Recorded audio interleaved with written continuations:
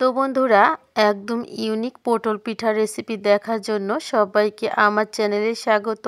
Hello everyone, আসসালামু আলাইকুম, welcome back to my channel. চলে আসলাম আবারও একটা নতুন স্বাদের ভিন্ন ধরনের পিঠার রেসিপি নিয়ে। এই পিঠাটি দেখতে যেমন লোভনীয়, খেতেও অনেক সুস্বাদু। যে একবার খাবে সে ফিরে আবার খেতে চাইবে।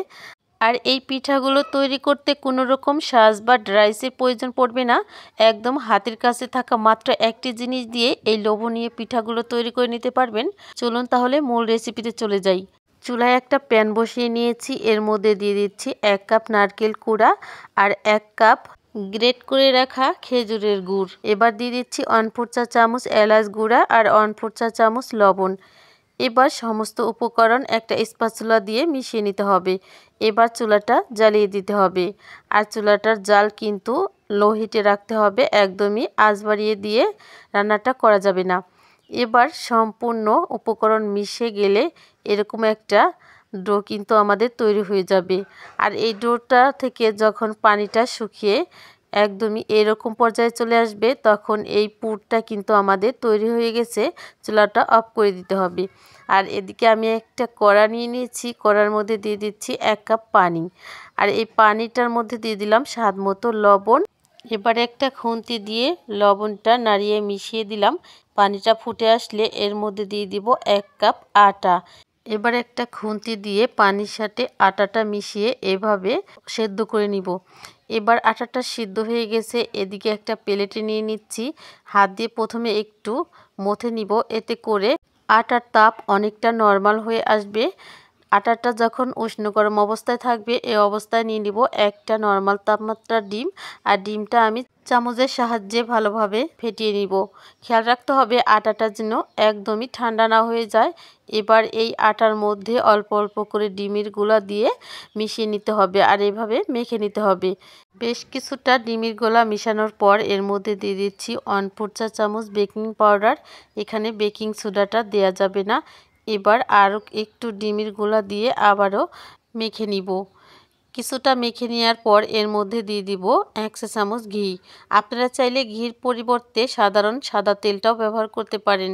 আর এই তেলটা দেওয়ার পর ডোটা খুব তাড়াতাড়ি নরম ও সফট হয়ে যাবে আর একদমই ভালোভাবে মাখা হয়ে যাবে। ডোটা মাখার পরেও কিন্তু ডিমের গুঁড়াটা বেশ কিছুটা রয়ে গেছে। আর আপনাদের ডোর মধ্যে যদি ডিমের গুঁড়া বেশি হয়ে যায়, সেক্ষেত্রে আপনারা সামান্য আটা ব্যবহার করে মেখে নেবেন, তাহলে কিন্তু তৈরি হয়ে যাবে। আমি ডোটা মাখার পর হাতটা পরিষ্কার করে এসে একটু ডো নিয়ে নিলাম। প্রথমে গোল করে তারপর লম্বা করে ঠিক এইভাবে শেপ দিয়ে নিলাম। আপনারা দেখেই বুঝতে পারবেন। আমি আরও একটা দেখিয়ে দিচ্ছি। প্রথমে হাতের মাঝে নিয়ে ঠিক এইভাবে গোল করে নিতে হবে, তারপর হাতের মাঝে রেখে ঠিক এইভাবে ডলা দিয়ে লম্বা করে নিতে হবে। ঠিক এক এক করে এভাবে সবগুলো তৈরি করে নিতে হবে। এইবার পটল পিঠার ডিজাইনগুলো তৈরি করার জন্য একটা নতুন চিরুনি নিয়ে নিলাম। আর চিরুনিতে বেশ কিছুটা তেল লাগিয়ে নিয়েছি। আর এখান থেকে একটা লেচি নিয়ে ঠিক চিরুনির উপরে এইভাবে চেপে দিব। দেখুন বন্ধুরা, আমি কিভাবে এটা চেপে দিচ্ছি, ঠিক একইভাবে আপনারাও চেপে দিবেন। আর এটা চেপে দেওয়া হয়ে গেলে আগে যে নারকেলের পুরটা আমরা তৈরি করেছিলাম, সেখান থেকে একটু নারকেলের পুর নিয়ে ঠিক এইভাবে লম্বা শেপ দিয়ে নিয়েছি। এবার এই নারকেলের পুরটা ডোর উপরে দিয়ে ডোর এক সাইড ঠিক এইভাবে প্রথমে তুলে নিতে হবে।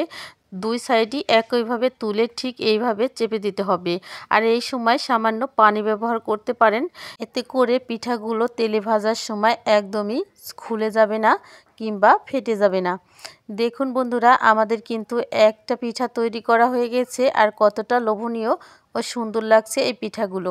আরও একটা ডো কিন্তু আমি নিয়ে নিচ্ছি আর প্রথমে চিরুনির উপরে ঠিক এইভাবে চেপে দিচ্ছি। আর বন্ধুরা, এই পটল পিঠার ডিজাইনটা তৈরি করা কিন্তু খুবই সহজ। একবার চোখ দিয়ে দেখলেই আপনারা করতে পারবেন। আর আমি প্রথমে যেভাবে তৈরি করেছি ঠিক সেমভাবেই এই পিঠাটাও তৈরি করে নিব। দেখুন বন্ধুরা, আমি পটল পিঠাটা ঠিক কিভাবে তৈরি করে নিচ্ছি। আর আপনারা চাইলে কিন্তু বন্ধুরা পটল পিঠার উপরের সাইড লাগানোর সময় সামান্য পানি লাগিয়ে নিতে পারেন। এতে করে পিঠাগুলো কোনোভাবেই খুলে যাওয়ার চান্স থাকবে না। এক এক করে কিন্তু আমার সবগুলো পটল পিঠা তৈরি করা হয়ে গেছে। আর দেখেই বুঝতে পারছেন পটল পিঠাগুলো কতটা লোভনীয় ও সুন্দর লাগছে দেখতে। কোনো রকম সাজ বা ড্রাইস ছাড়া যে এত সুন্দর পিঠা তৈরি করা যায়, যে কেউ দেখলে বলবে মাশাল্লাহ। কোনো রকম সাজ বা ড্রাইস ছাড়া পিঠাগুলো তৈরি করা কেউ বিশ্বাসই করবে না। এদিকে একটা কড়া নিয়ে নিচ্ছি, কড়ার মধ্যে তেল দিয়ে পরিমাণ মতো গরম করে নিলাম। আর এই তেলের মধ্যে এবার এক এক করে কয়েকটা পিঠা দিয়ে দিব। আর বেশ কিছু পিঠা দিয়ে আমি এবার পিঠাগুলো ভাজতে শুরু করলাম। আর এই পিঠাগুলো দেওয়ার পর প্রায় 2 মিনিট পর নেড়েচেড়ে দিবেন। এর আগে কিন্তু কোনো রকমভাবে নাড়াচাড়া করবেন না, না হলে কিন্তু পিঠার স্বাদ একদমই নষ্ট হয়ে যাবে।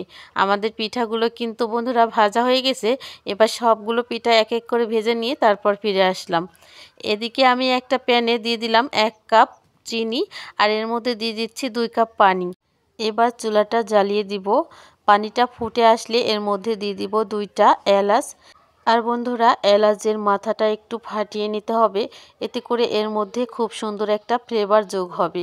প্রায় 2 থেকে 3 মিনিট এভাবে পানিটা ফুটিয়ে একটা শিরা তৈরি করতে হবে। আর এই শিরাটা কিন্তু খুব বেশি ঘন করা যাবে না। 2 থেকে 3 মিনিট ফুটিয়ে নিলেই চুলাটা অফ করে শিরাটা ঠান্ডা করে নিতে হবে। আর শিরাটা যখন উষ্ণ গরম হয়ে আসবে তখন এই শিরার মধ্যে পিঠাগুলো দিয়ে দিতে হবে। আর বন্ধুরা, এই পিঠাগুলো কিন্তু শিরায় ভিজানো ছাড়াই খুব ভালোভাবে খাওয়া যায়। আর পিঠাগুলো কিন্তু এভাবে 2-1টা খুলেও আসতে পারে। আর বন্ধুরা, এই পিঠাগুলো আমি রেস্টে রেখে দিচ্ছি আধা ঘন্টার জন্য। আপনারা চাইলে কিন্তু পিঠাগুলো প্রায় 2 ঘন্টা রেস্টে রেখে দিতে পারেন। যত বেশি রেস্টে রাখবেন পিঠাগুলো তত বেশি শিরা খেয়ে টইটুম্বুর হয়ে উঠবে। আমি যেহেতু আপনাদেরকে কেটে দেখাবো, যার কারণেই আধা ঘন্টা পরই পিঠাগুলো আপনাদেরকে দেখিয়ে দিচ্ছি। আপনারা দেখেই বুঝতে পারছেন পিঠাগুলো কতটা শিরা খেয়ে নিয়েছে। আগের তুলনায় পিঠাগুলো অনেকটাই ফুলে রসে টইটুম্বুর হয়ে উঠেছে। এবার এখান থেকে একটা একটা করে পিঠা তুলে আমি প্লেটে দিয়ে দিচ্ছি। আর বন্ধুরা, এই পিঠাগুলো কিন্তু রসে দেওয়া ছাড়াও খাওয়া যাবে। আমি আপনাদের কিন্তু আগেই বলে দিয়েছি, শিরায় ডুবানো ছাড়াও কিন্তু এই পিঠাগুলো অনেক সুস্বাদু হয় খেতে। সবগুলো পিঠা প্লেটে তুলে নিয়ে তারপর আমি ফিরে আসলাম। এবার দেখুন বন্ধুরা, পিঠাগুলো দেখতে কতটা লোভনীয় লাগছে, আর খেতেও কিন্তু সুস্বাদু অনেক মাশাল্লাহ। আর পিঠাগুলো কতটা নরম ও সফট হয়েছে দেখেই বুঝতে পারছেন। আরও বেশি সময় রেস্টে রাখতে পারলে পিঠাগুলো আরও বেশি নরম ও সফট হতো। তো বন্ধুরা, এবার আমি পিঠাগুলো আপনাদের কেটে দেখাচ্ছি। দেখুন বন্ধুরা, পিঠাগুলোর ভিতরে কতটা রস ঢুকেছে। আপনারা যদি বিকালে পিঠাগুলো তৈরি করে ওভারনাইট রেস্টে রেখে দেন, তাহলে এই পিঠাগুলো খেতে আরও সুস্বাদু হয়। আর যদি নর্মাল ফ্রিজে রেখে ঠান্ডা করে এই পিঠাগুলো খান, তাহলে আরও সুস্বাদু হয়। রসের মধ্যে পিঠাগুলো যত সময় রেস্টে থাকবে, পিঠাগুলো তত বেশি রসময় হয়ে উঠবে। তো বন্ধুরা, একবার হলেও পটল পিঠার রেসিপিটি আপনারা তৈরি করে কমেন্ট করে জানাবেন কেমন লাগলো এই রেসিপিটি। আর আজকের মতো এখানেই বিদায় নিচ্ছি। পরবর্তী ভিডিও দেখার আমন্ত্রণ জানিয়ে আল্লাহ হাফেজ।